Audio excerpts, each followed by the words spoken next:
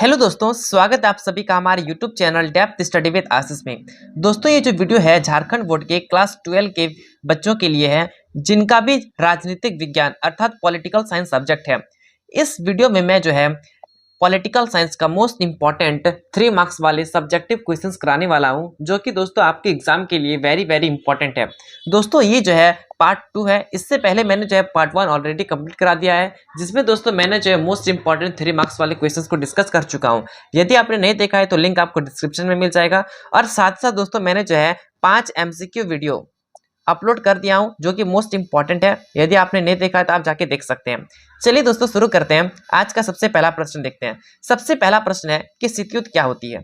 दोस्तों, यदि आपको किताबी लैंग्वेज में लिखना है तो आप दोस्तों यहाँ पे देख सकते हैं, यहाँ पे आंसर लिखा हुआ है। लेकिन यदि आप समझना चाहते हैं कि सित्युत क्या है तो मैं आपको समझाने की कोशिश करता हूँ। सित्युत मान लेते हैं कि ये एक क्षेत्र है, ये एक क्षेत्र है, ठीक है। दोनों के बीच जो है बहुत ही ज्यादा मान लेते हैं कि 36 का आंकड़ा है। इसका मतलब ये हुआ कि इन लोग दोनों जो है आपस में लड़ना चाहता है, बहुत ज्यादा एक दूसरे को देखने से ही जो है आग बबूला हो जाता है। इस तरीके का जो यहाँ पे सिचुएशन है। मान लेते हैं कि इन लोग भी सबको, ये पूरा गांव जो है उठकर आ जाता है लड़ने के लिए। इन लोग भी सबको आ जाता है लड़ने के लिए, ठीक है। सब कुछ जो है हथियार होता है, जो भी है चाकू तलवार जो जितना भी कुछ है सारा कुछ इन लोग ले आता है, ठीक है। उसके बाद एक जगह आ जाता है सब कुछ, सब कोई जब आ जाता है बहुत ज्यादा एकदम क्या बोलते हैं युद्ध की स्थिति बन जाती है। यहाँ पे पूरा युद्ध का स्थिति बन गया है। यहाँ पर भी बहुत कोई जो है तलवार लेके आ चुका है, इधर भी तलवार लेके आ चुका है। लेकिन लास्ट में क्या होता है कि युद्ध होता ही नहीं है, ठीक है। बातचीत के जरिए जो है इन लोग जो है सुलझा लाता है, जो भी इन लोग का मिसअंडरस्टैंडिंग होती है वो इन लोग सुलझा लेते हैं। तो ये जो घटना होती है, ये पूरी घटना को जो है सित्युत कहा जाता है। अर्थात सित्युत वह घटना है, वह सिचुएशन है जिस समय पर दोनों पक्ष जो है बहुत ही ज्यादा क्रोधित होते हैं, परंतु युद्ध नहीं होता है, ठीक है। बातचीत के जरिए जो है इन लोग जो भी इन लोग का गलतफहमी है उसको सुलझा लेते हैं। तो इसको जो है सित्युत कहा जाता है। आशा करता हूँ आप समझ में आ गए होगा। नेक्स्ट, राष्ट्रीय आपातकाल क्या है और यह कब लगाया जाता है। तो यहाँ पे आंसर देखेंगे कि राष्ट्रीय आपातकाल भारतीय संविधान के अनुच्छेद 352 के अंतर्गत लगाया जाता है जब देश की सुरक्षा, युद्ध, बाहरी आक्रमण या फिर आंतरिक विद्रोह के कारण खतरे में होती है। इसमें केंद्र सरकार को राज्यों पर अधिक अधिकार मिल जाते हैं। दोस्तों, आप कमेंट करें कि हम लोग के भारत में कौन सी महिला प्रधानमंत्री थी जिसके द्वारा भारत में आपातकाल लगाया गया था, ठीक है। इसका आंसर आप कमेंट करें और कब लगाया गया था और कितने वर्षों के लिए लगाया गया था, ठीक है। मोस्ट इंपॉर्टेंट क्वेश्चन है, आप इसका आंसर कमेंट करेंगे। चलिए देखते हैं यहाँ पे नेक्स्ट क्वेश्चन कि भारत में लोकतंत्र की 2 विशेषताएं लिखिए। तो पहली विशेषता है कि सरकार जनता द्वारा जनता के लिए और जनता की होती है, ठीक है। सरकार जो है पूरा समर्पित होती है जनता के लिए। नेक्स्ट, सभी नागरिकों को समान मतदान अधिकार प्राप्त है। मतलब जितने भी नागरिक हैं यहाँ पे जो 18+ हैं या फिर 18 हैं, उन सभी को अधिकार है कि वो जो है अपना सरकार चुन सके, ठीक है। आगे बढ़ते हैं। क्वेश्चन नंबर 4 है, पूछा गया है कि आधुनिक राष्ट्र राज्य की विशेषताएं क्या है। तो यहाँ पे 3 पॉइंट मैंने लिखा हुआ है। सबसे पहला पॉइंट है कि निष्पक्ष सीमाएं और संप्रभुता। नेक्स्ट मैंने लिखा हुआ है सरकार की केंद्रीकृत प्रणाली और अंतिम है नागरिकों के अधिकारों की सुरक्षा। देखिए दोस्तों, ये सारा पॉइंट को आप जो है डिटेल में भी एक्सप्लेन कर सकते हैं, ठीक है। आपको जो है 5 नंबर प्रॉपर दिया जाएगा। नेक्स्ट क्वेश्चन, यहाँ पे क्वेश्चन नंबर 5 है कि संविधान में मौलिक अधिकारों का क्या महत्व है। तो यहाँ पे मौलिक अधिकारों का महत्व क्या होता है, चलिए जानते हैं कि मौलिक अधिकार नागरिकों को स्वतंत्रता और समानता की गारंटी देती है। क्योंकि आपको पता है कि 6 प्रकार के मौलिक अधिकार है। दोस्तों, आप 6 प्रकार का नाम लिखें कि कौन कौन से मौलिक अधिकार है, ठीक है।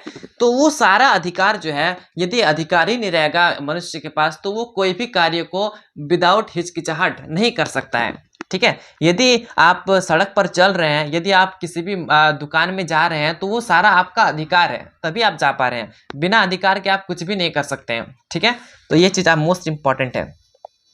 नेक्स्ट क्वेश्चन है कि भारत में पंचायती राज व्यवस्था का क्या महत्व है। तो यहाँ पे देखते हैं, पंचायती राज जो है वो ग्राम स्तर पर लोकतांत्रिक सरकार को सक्षम बनाती है।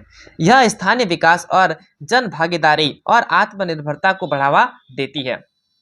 यहाँ पे क्वेश्चन नंबर 7 है कि राष्ट्रीय मानवाधिकार आयोग की 2 भूमिकाएं लिखिए। तो राष्ट्रीय मानवाधिकार का पहला है कि मानवाधिकार उल्लंघन की जांच करना है, ठीक है। और नेक्स्ट है कि सरकार को मानवाधिकार संरक्षण पर सुझाव देती है। यहाँ पे क्वेश्चन नंबर 8 है कि आतंकवाद और उग्रवाद में क्या अंतर है। तो आतंकवाद में हिंसा का प्रयोग कर भय फैलाया जाता है, लेकिन उग्रवाद में सरकार की नीतियों के खिलाफ विरोध किया जाता है, जो कभी कभी हिंसक रूप ले सकता है। तो ये जो है आतंकवाद और उग्रवाद, आशा करता हूं दोनों चीज आपको समझ में आ गया होगा। यहाँ पे क्वेश्चन नंबर 9 है कि भारत और पाकिस्तान के बीच कश्मीर मुद्दा क्या है। तो यहाँ पे कश्मीर मुद्दा जो है भारत और कश्मीर के बीच क्षेत्र विवाद है, जो 1947 के विभाजन के बाद पाकिस्तान ने कश्मीर पर दावा किया, जबकि भारत का मानना है कि जम्मू कश्मीर भारत का अभिन्न अंग है। ठीक है, यहाँ पे दोस्तों जो है भारत और पाकिस्तान के बीच के बारे में बताया गया था। यहाँ पे दोस्तों कश्मीर जो है, जम्मू कश्मीर, इनको जो है आर्टिकल नंबर 370, ठीक है, एक विशेष अधिकार प्राप्त था, जिसमें जो है कश्मीर का अलग झंडा, अलग सब कुछ था। ठीक है, तो लेकिन उसके बाद जो है हमारे भारत के वर्तमान प्रधानमंत्री नरेंद्र मोदी के द्वारा 2019 में इस विशेष अधिकार को समाप्त कर दिया गया और जम्मू कश्मीर को जो है भारत में शामिल करके जो है इसको दर्जा दे दिया गया। क्वेश्चन नंबर 10, न्यायपालिका की स्वतंत्रता क्यों आवश्यक है। तो न्यायपालिका की स्वतंत्रता नागरिकों के अधिकारों की रक्षा, निष्पक्ष न्याय देने और सरकार की कार्यवाही की निगरानी के लिए आवश्यक है।